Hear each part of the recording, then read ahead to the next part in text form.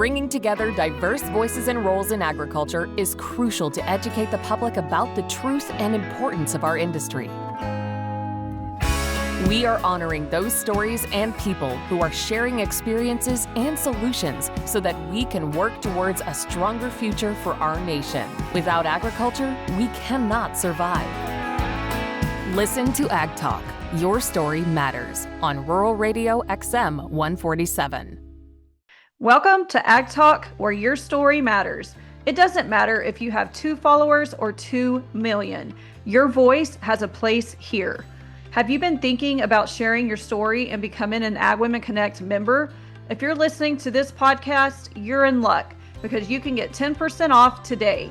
Simply go to agwomenconnect.com, sign up to become a member, and use Podcast 10 at checkout. We can't wait to meet you and hear your story. Hey everybody, it is Vanessa with Ag Talk, Your Story Matters, and today we have a special topic that I am specifically going to speak to. I feel like I have been sitting on the sidelines of the conversation around AI data centers. You know that I'm from Texas if you've listened to me long enough, and our state is being highly affected by AI data centers, but I don't want to speak solely on behalf of Texas because there are other states that has been affected by what is going on in the nation. And this seems to be a controversial topic. It is a hot topic. It's been flooding my phone and my emails, and I believe that now is the time to address some questions. And let's just be honest, folks, we have more questions than we do answers. And so today I'm going to answer some of those questions for y'all, but I'm just going to have a candid conversation around this. And you know, one thing that I would like to do before we even get started is I would like to pray about this conversation. You know, there's not a whole lot that I have jumped into on my own as far as research and as far as hot topics. I usually bring in experts to come in and talk about these things, but this is something that has affected me personally, and I've had too many conversations with people who I love and people who I know, and so this is me just going out there on faith and a prayer. And I'm going to be cordial. I'm going to stay the middle of the road of this conversation. So if you're looking for division, this is probably not the podcast to listen to. But going back to what I said, I want to start this off with prayer. And let's do that first, and then let's dive into this conversation. So, dear Lord, we come to you today on behalf of our farmers and ranchers and our agriculture communities, but not only that, but other people. This is not just a rural America issue. This is a we the people issue. This is your children's issue, and we are all trying to make some sense of it. And so, Lord, I hope and I pray that you speak through me and that we can work together is what I'm really looking for in this conversation. And Lord, you know my heart. I am not here to create division. That's not who I am as a person. But there are some things that I feel that I want to stand on, and that the truth needs to be told. And so, Lord, I just pray that you use me during this conversation, and that the people who are hearing this can appreciate that this conversation is wholesome, and it's not to be an attention grabber. It's because, Lord, you have placed this on my heart to break open. And so this is a great start, and I just pray for anybody who, you know, is dealing with the implications of these AI data centers, that I just pray that you protect our people, Lord, that you protect your flock, and that a lot of these AI data centers that are already been built, this is not something that we can really go back on. So I just pray that they are used for good things, Lord, and with your blessing on this conversation, and in your holy, mighty name, amen. Okay, so yeah, it's hard for me to even pray and put things into words. Oh, because there's just a lot to it. And so I don't want to fire hose any of y'all during this conversation with an influx of information. So I feel like I do also need to say this because I'm going to give you some of my personal professional opinion, Vanessa Wood.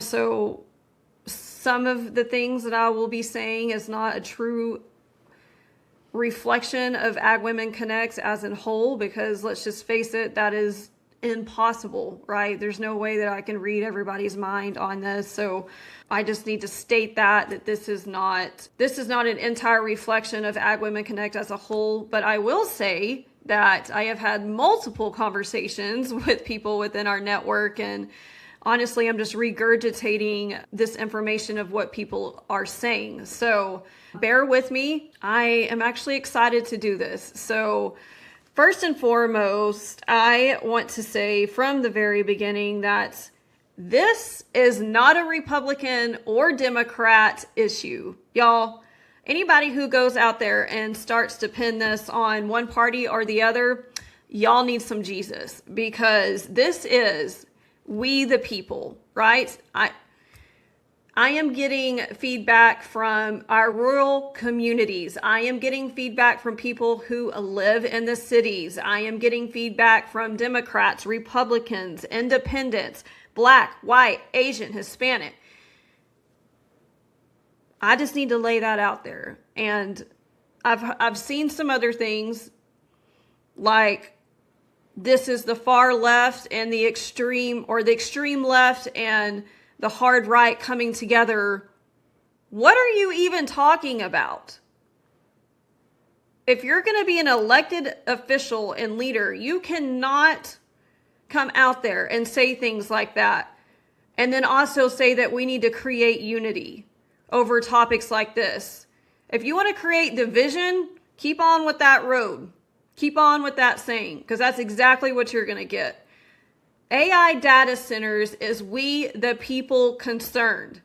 Okay, so, I just had to lead with that because that's about as saucy as I'm going to get on this, but it affects everyone.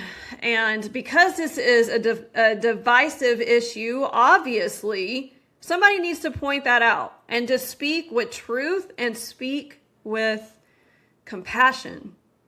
Y'all, we're all trying to figure this out together, okay? So, and there's something at the very end that I want y'all to hear. So, indulge me through this 50-minute conversation because this is going up on Roll Radio. So, with that, I also want to say that we need to be praying for our leaders, our city officials, our government officials, the people who are being bold and courageous and making a stand on the AI data centers. Let's pray for them. Let's stop tearing each other down over every single little thing, and just know that a lot of this was they put the cart before the horse. We know that, right?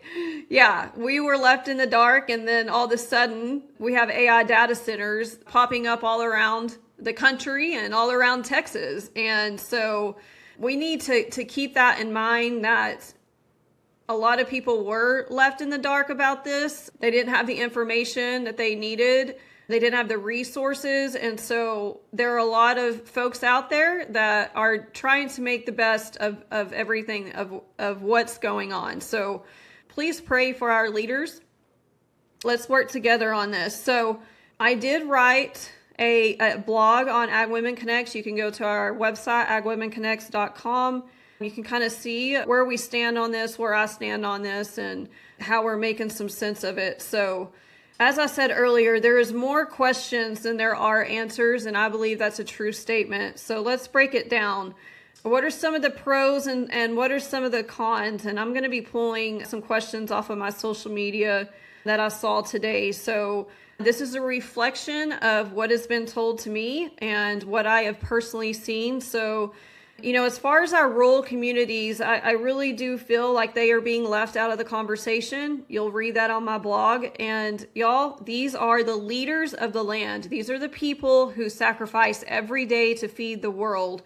And, I'm just going to take a perfect example. There's some AI data centers coming into Dickens County, in the Roaring Springs area. And there's also one in Spur right now. And I've got a really great friend out there that has, unfortunately, just experienced some of the side effects of what these AI data centers are causing. And for one, okay, we need to think about this. Who are we hiring? Who are we hiring to work on these AI data centers? Because this is a point that I want to make. It's got to go back into the community, right? I don't believe that there needs to be man camps, people coming in from bigger cities, different countries. Lord help us.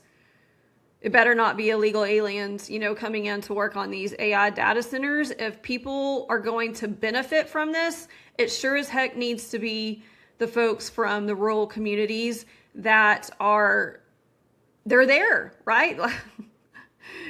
Why would we not want to support these people, right? So, and I do have friends, electricians, friends that are in construction who are working at these AI data centers, and I am not pointing my finger at them. I am glad that this is, creating some jobs for them for the meantime, right? So let's talk about this, job security.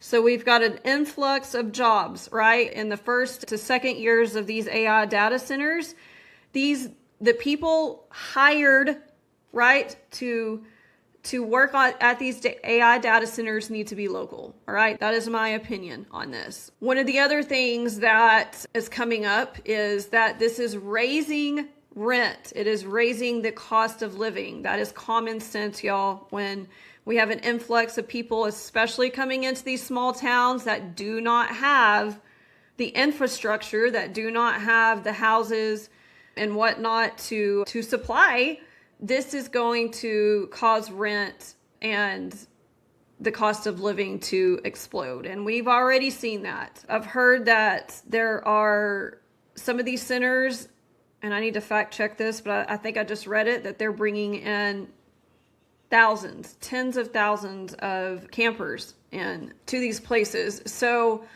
that's concerning, because we all know that with an influx of people flooding your community, crime rate also comes up too, right? That's just another side effect of the AI data centers, all right? So I know I'm kind of talking about the cons right now. Just hold on. I'm going to talk some about the pros.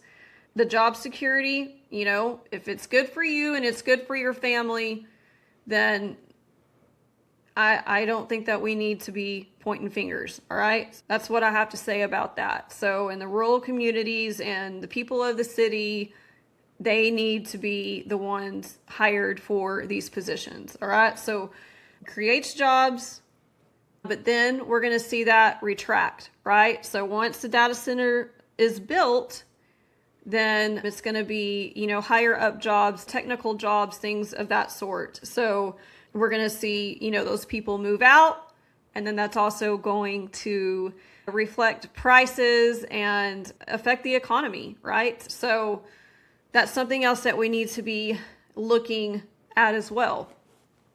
Y'all, there's just so much to go over. My mind is going crazy over here, but I think job security for one was kind of at my top end. We definitely need to be talking about the water issue, and obviously that is something that a lot of people are bent out of shape, and I don't blame them, right? We all know that our water table has been going down, and we're doing everything that we can to, keep our farmers in business. And when you have these centers come in, that's the first thing that comes up is, what is this going to do to our water table, which leads into kind of another rabbit hole is which of these data centers is regulated and not regulated.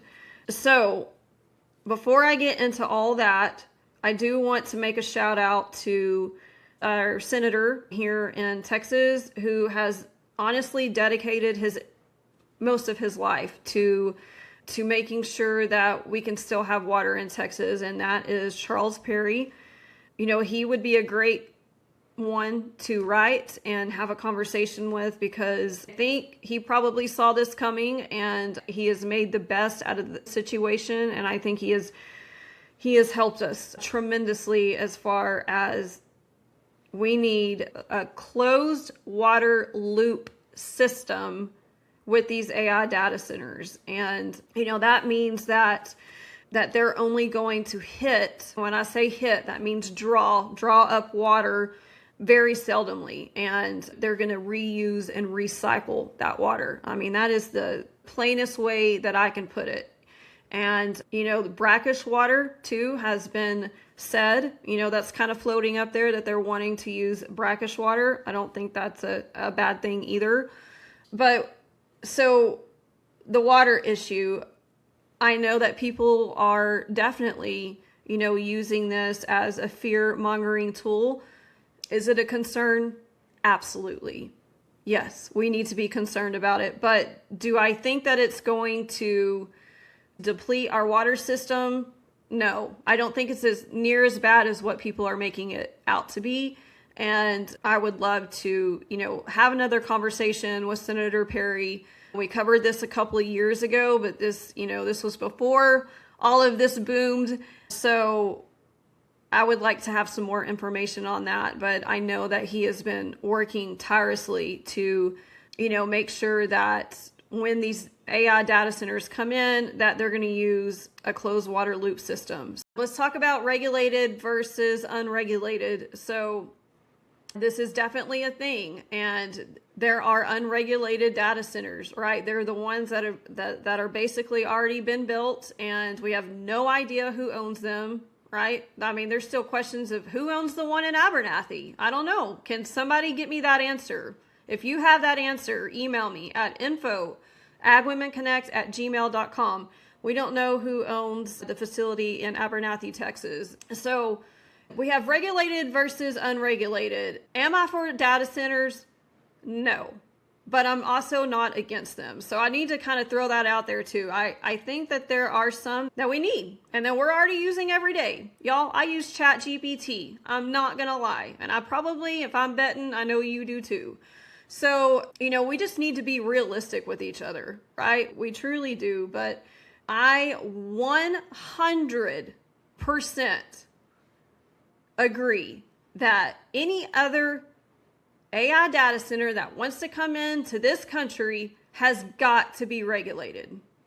All right. So what does that look like? And what does that even mean? Well, first of all, we need to know who owns it. You know, I am opening up the can here, and I hope I don't lose my train of thought, because there's a lot that goes into this. So the regulated AI data centers need to be using the closed water loop system. The regulated data centers also need, I feel like this is going to be a community issue, like where the community has got to get involved in this. We have to start with the local leaders, the local officials first, and then branch out. And as much as I am less government,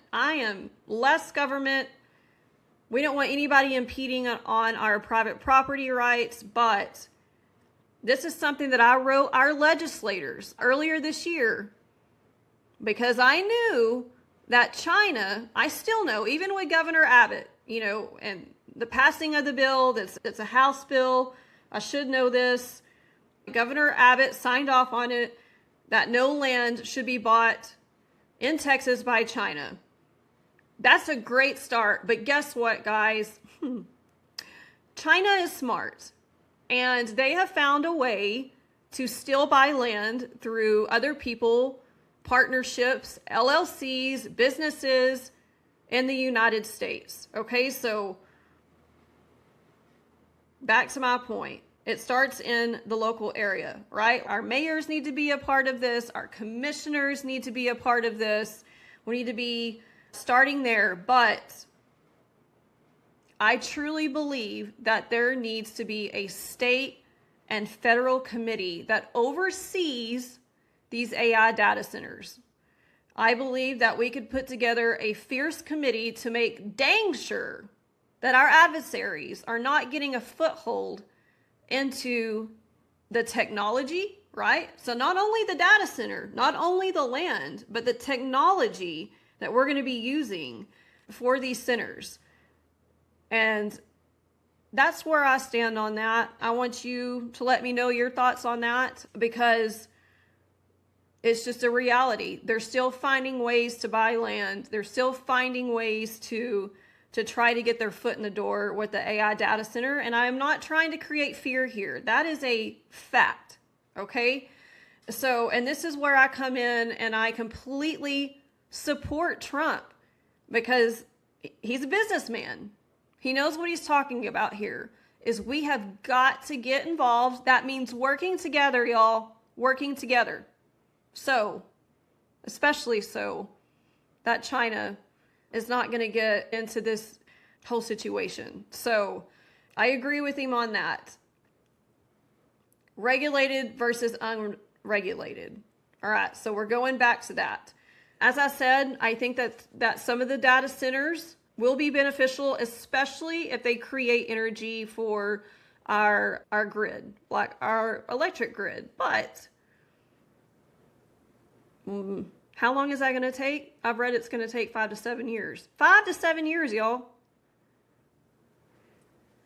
So I know that back in 22, our grid almost went down. Everybody remember the big freeze in Texas and people went without electricity? Elderly people died because they didn't have any heat for 2 weeks. And I've heard, all right, need to fact check this, but I was talking to some folks today, but we're heading into another season or another year that is supposed to be, unprecedented as far as rainfall and hurricanes and all the things. So it's supposed to be a very wet year, and we don't need our grid to go down. So are these AI data centers going to be helping? Are they going to be up and running? Are they going to be, benefiting our grid? Or are they going to be taking away from our grid, right? So these are all questions that everybody's asking right now. Okay, so I've addressed the issue with China. So we know that they're going to try to do that. Let's talk about city versus country. So this was actually brought up to me today, and I thought it was an interesting point that we need to be building these data centers within city limits. And at first I was like, oh, heck no.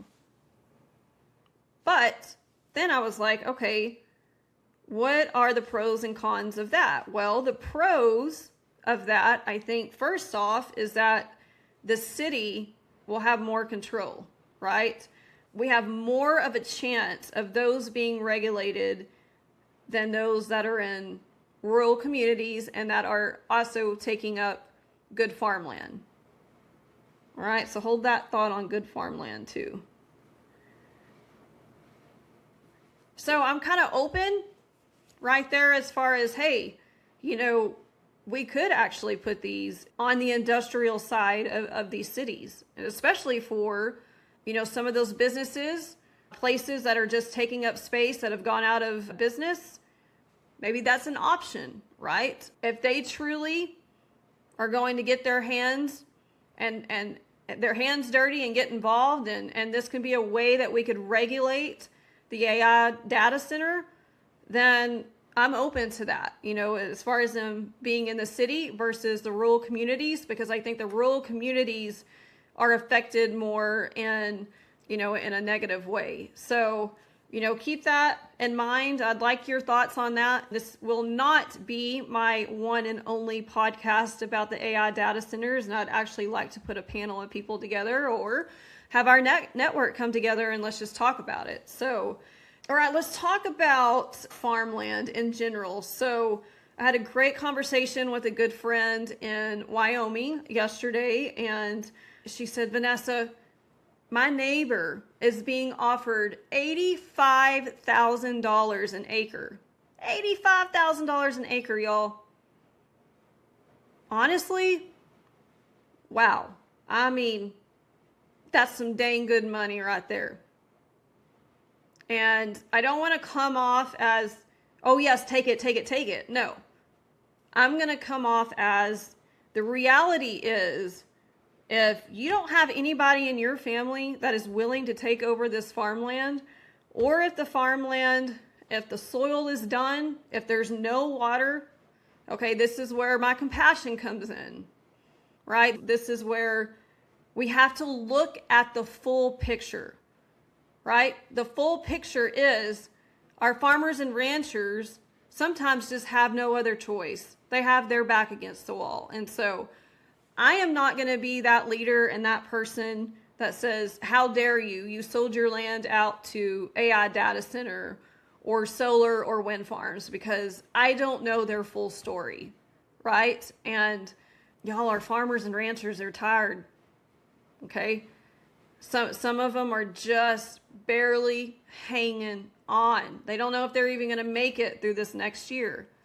And I just want to shout out to our USDA and to Trump and Brooke Rollins. I think they're doing everything that they can to get us through, right, to bridge that gap. They're doing the bridge loans. You know, they've done a great job with that this year, but that's just a Band-Aid, right? So there's more work to do. But I needed to say that. And, you know, Perry, again, was a man and somebody that I do look up to because I think he's fair and I think he's honest. When there was a land grab going on by the U.S. Forest, they were trying to do a land grab in Texas and New Mexico, and he kind of pulled me aside and he said, Vanessa, he said, you know, those farmers out there, they don't have anything left. He was like, you know, would I do it? Well, probably not. You know, would I sign that over? Probably not. I would do everything I can to figure out another way. But anyways, I needed to say that. And I think if any of us have a heart out there, you would understand where that's coming from. So anyways, back to Wyoming. So these farmers they're getting offered a lot of money. Okay. So let's say that they do sell out. All right. This is a point that's been brought up. How does this impact the neighbor? Well, you just Google AI data center neighbor, and I think you can find quite a few stories out there. And again, that's just a reality that our rural communities have to face. If your neighbor's sold out, then, you know, if you have animals, if you have, you know, roads, neighboring roads, you will be affected by this. You will be affected. And that's another thing that's really hard to put into words is I don't have all the data as far as what this does to our animals and our livestock, but you know, I am familiar with what frequency does. I am familiar with what noise does. And, you know, there's been several people step up and just say, you know, my cattle, they're not the same. They don't want to be anywhere near these centers. They're not eating the same, right? And again, I'm not coming with this point of view of fear mongering. I'm just saying, like, I truly do believe that if it affects our animals and it could even affect our weather, right? So that's another thing. Again, I don't want to speculate, but these are all concerns that I am hearing from people all across the nation. So my heart does go out to those who have to drive by these centers and are being affected by the negative. And so, you know, where do we go from here? And as I said, I am going to advocate for this. And so I need you to hold me accountable. All right. And I'm going to hold our legislators accountable. But I truly believe that there needs to be a committee, right? So start at the local, then the state, then the federal. And I wrote our legislators, so going back, I squirreled just a little bit, but I did. I wrote our legislators about it because I knew that, there was other things going on and China was getting in through the loophole, and I didn't get the answers that I wanted. I knew that bill passed. Great. But how are we still going to catch these guys that are still finding a way in? So I'll leave that as be, because I've said it a few times already, but I truly think that is the best way to go about this. And I don't know exactly what that looks like, but I would love to talk to the USDA about it. I would love to talk to Brooke Rollins about it. I would love to talk to Governor Abbott. Abbott knows who I am, and I think that this is something that we still have time, right? That this is something that we can get together and we can do something about it. So I have hope. So for the last 15-20 minutes of this episode, I want to address some of the questions, because I know that there was several that came through. And so just bear with me 1 second. I'm going to pull those up and I'll be right back. Okay, starting off with first question, Sally Allen from San Angelo, a great friend of mine. How can rural communities benefit from AI without losing what makes them unique? How can they benefit? Well, as I said earlier, if the job's going to go to somebody, they need to get job stability from this. And I think that would be definitely number one. I don't know what else as far as the rent and the cost of living. I think this is something that we need to talk to our legislators about. I don't honestly have an answer for that other than this is going to create job stability, and, I'm sure we'll bring in some new businesses. Okay, but that's just within the first phase. What happens, right, when all of those people are done with the job and move out? So, Sally, I wish I had a better answer for you on that, but for right now, we're just going to go with jobs and, possibly more businesses coming in. Okay, how do you think AI data centers are going to affect the infrastructure, cost of homes, land, resources, and surrounding counties as well? I need to pull up some information real quick. I did pull it from a man by the name of Jason Henry, and don't know him personally, but I think he's, written some good things about the phases of the AI data centers. And anyways, I find that what he's written is interesting, and there's actually, some context to it and some substance to it. So there is a tax break. That was what I was trying to say in the early phase 1, which is months 1 through 18, the construction phase, the reality of heavy machinery, massive land clearing, and early infrastructure strain.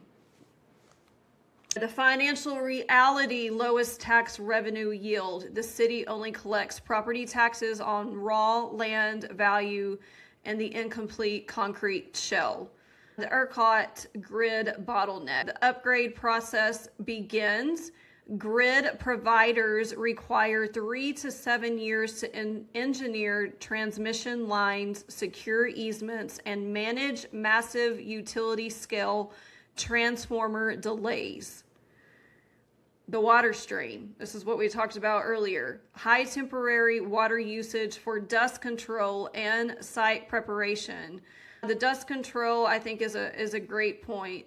If closed loop, right, that's what we want, requires a massive one-time initial surge of millions of gallons of engineered fluid, mineralized water, and glycol corrosion inhibitors to prime internal piping. It cannot use the raw municipal water. If traditional liquid evaporative minimal initial fill required, it draws water dynamically later. What is dynamically and what is massive? So that's where I want to kind of fact check that with Charles Perry, right? The job boom brings hundreds of high-paying temporary construction jobs, heavy equipment operators, concrete laborers, electricians, specialized pipe fitters, and a short-term economic boost to local hospitality, aka those RV parks and retail. Right, we kind of covered that earlier. Phase 2, operational and the construction slump. Years 2 to 3, the temporary boom ends, the server turns on, and the first permanent shift begins. The economic shift, the construction boom completely drops off, heavy machinery leaves, trade jobs disappear, and local retail spending deflates back to baseline levels. The tax windfall, the first majority property value spike hits, providing immediate direct funding to your ISD, right? So whatever, community that you live in, there you go. Permanent job reality creates the first wave of 30 to 50 permanent high-paying jobs, IT techs, network engineers, HVAC cooling engineers, and a 24/7 physical security team. The power cap, the facility is strictly capped under 50 to 100 megawatts using existing local substations due to ERCOT's largest load interconnection backlogs. All right, so I'm gonna share this information with y'all. We'll get it up on our blogs. There's a lot to kind of filter through here. Phase 3 is full campus build out, years 4 to 7.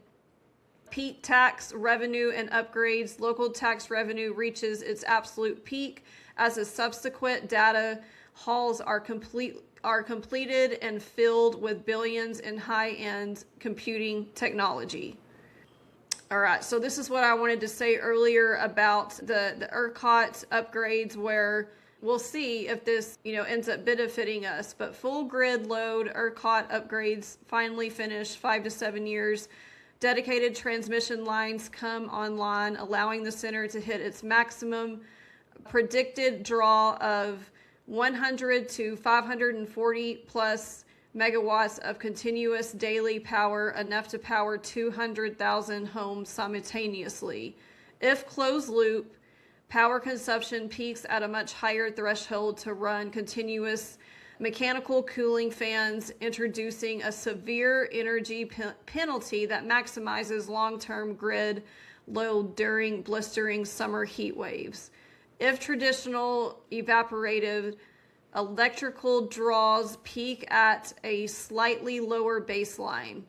There's a lot to this, guys. This is pretty tedious. So where are they building? Let's talk about that, the footprint. These projects require 300 to 950 acres of land to construct 1.5 million to 2 million square feet across multiple warehouse-style buildings, substations, and massive backup diesel generator yards. Inside the city limits, there's zoning. Let's see, the east side, this is Lubbock. The east side and northeast side of Lubbock are primary target zones due to existing high voltage transmission lines.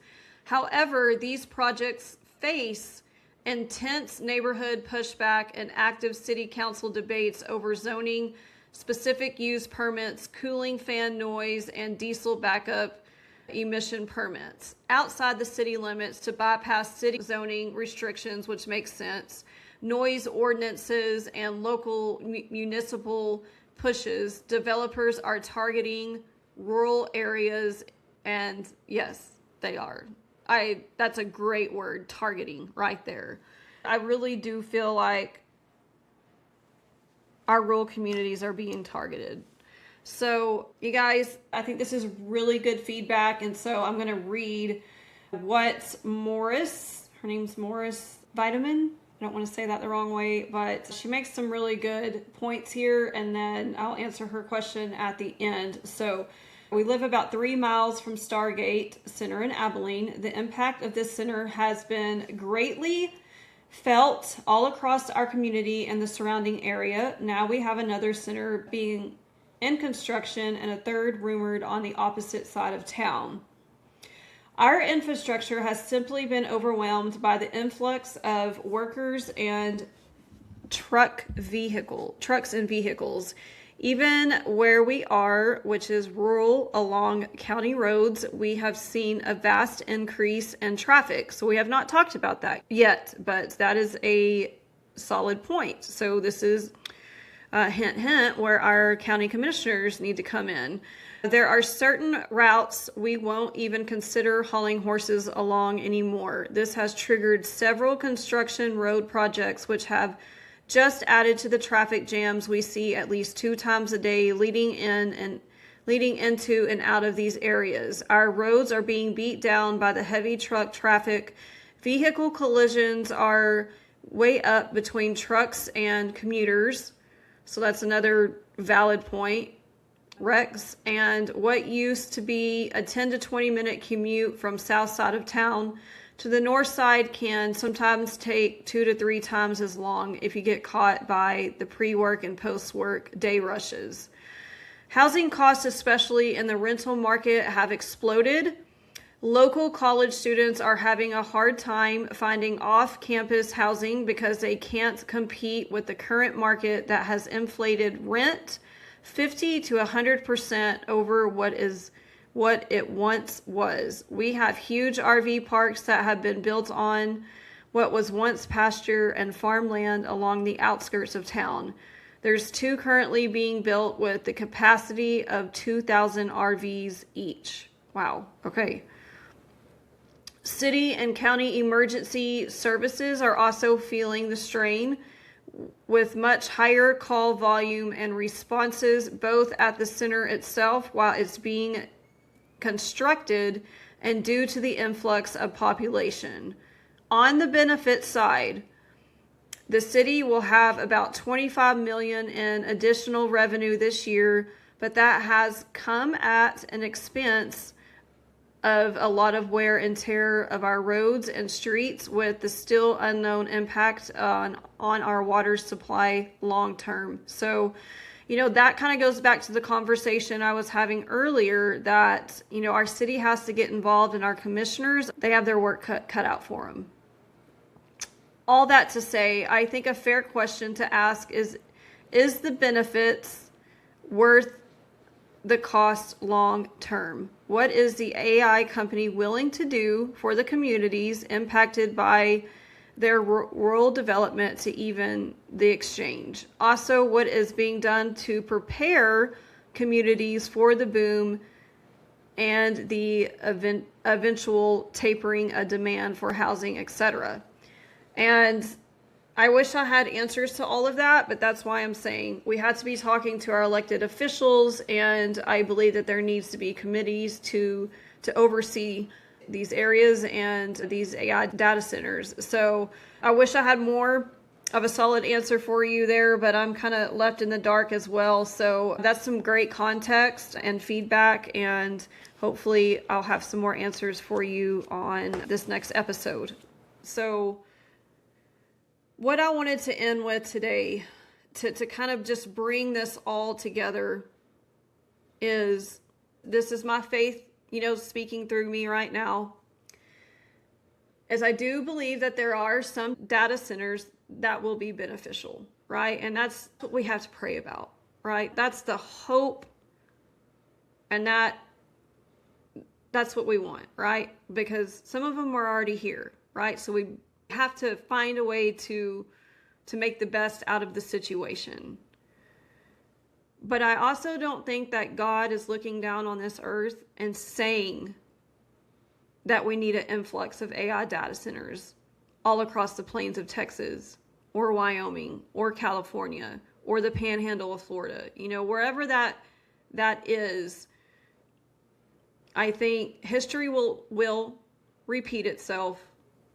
And as Christians, I think that we know that they could be possibly used, for things that are not going to benefit us, right? I had a really good conversation with a friend about that this morning, and we hope and we pray that this is not used for evil.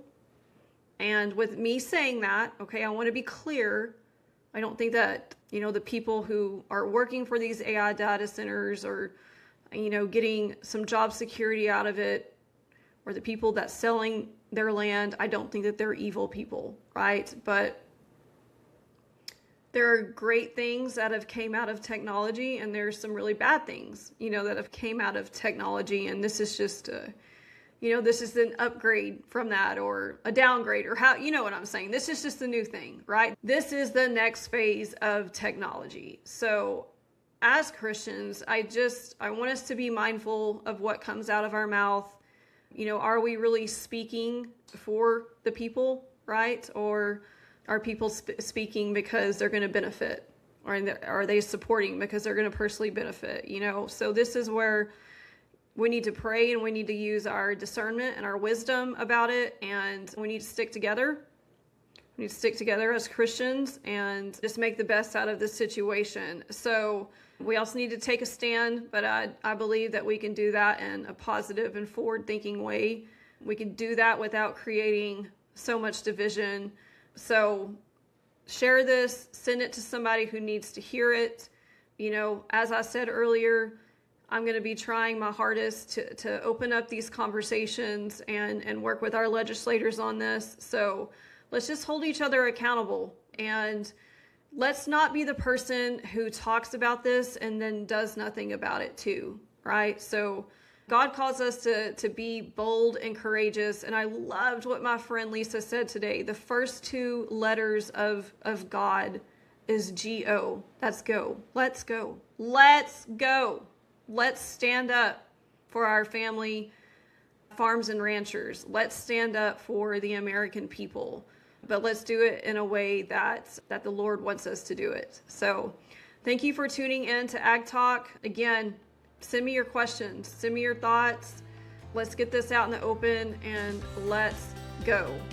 Email me at info@agwomenconnect@gmail.com. Y'all be blessed. Thank you for tuning into this episode of Ag Talk. Your story matters. Make sure to tune in every Tuesday for new episodes and learn more about us and our mission at agwomenconnect.com. You can find us on all major social media platforms, and we can't wait to share your ag story.